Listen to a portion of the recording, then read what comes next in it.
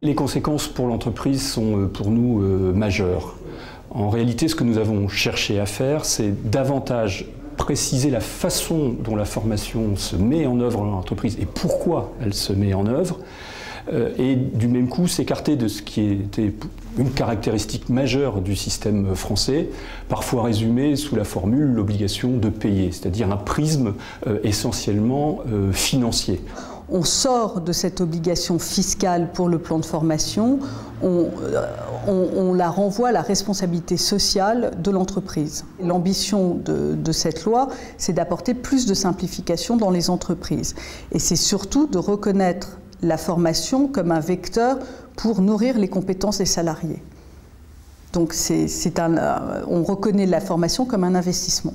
En termes de cotisation, il n'y aura plus qu'une seule cotisation et un seul organisme en charge du recouvrement au travers des organismes paritaires collecteurs agréés, des OPCA, qui vont recouvrer donc cette cotisation, alors qu'aujourd'hui il y a des cotisations multiples et des versements à plusieurs organismes collecteurs. Ça entraîne aussi, je pense, une responsabilité accrue des employeurs par l'obligation d'entretien tous les 2 ans, avec un point fort tous les 6 ans, pour pouvoir justement faire un état de situation, permettre aux salariés d'exprimer aussi leurs besoins en compétences, peut-être aussi les informer sur les nouveaux droits, les possibilités de formation.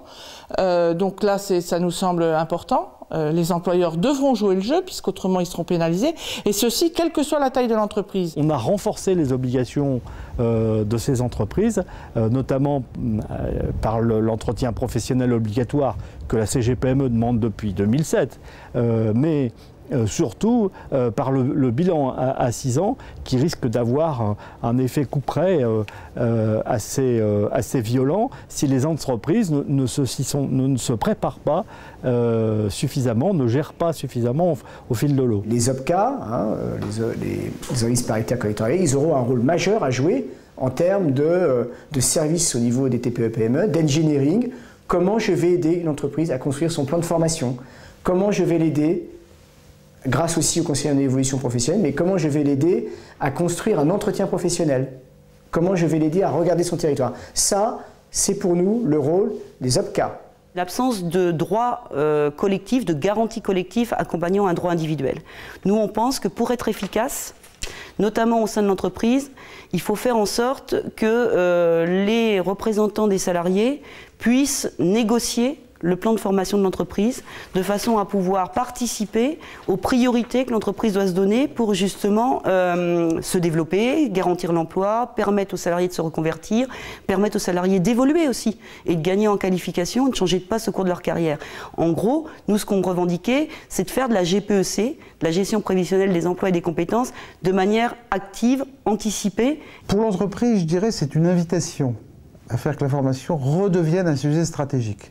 Retrouve le chemin des comités de direction, retrouve le chemin des conseils d'administration, continue d'être un objet de dialogue social.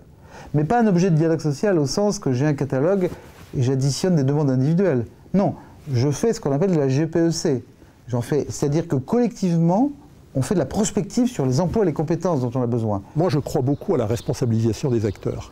La fin du système d'obligation, en tout cas la mise en cause de l'essentiel du système d'obligation, va les obliger à prendre leur responsabilité dans l'entreprise. À définir, par exemple, dans le plan de formation, de façon plus précise, où doivent aller les moyens, comment on doit allouer les ressources. Est-ce qu'il faut cibler davantage telle ou telle catégorie que telle autre? Est-ce qu'il faut faire des choix de priorité parfois un petit peu difficiles pour d'autres catégories du personnel? Ce seront les partenaires sociaux, les organisations syndicales et la direction d'entreprise qui prendront ce type de responsabilité. La question qui est intéressante à mon avis, c'est comment, à l'intérieur des entreprises, les directions d'entreprise, les directions de ressources humaines, les directions de formation, les partenaires sociaux vont se saisir de la liberté qui est donnée par la loi, par la suppression de l'obligation fiscale, comment ils vont s'en saisir pour moderniser, j'allais dire, et pour débureaucratiser leur manière de gérer, de piloter la formation.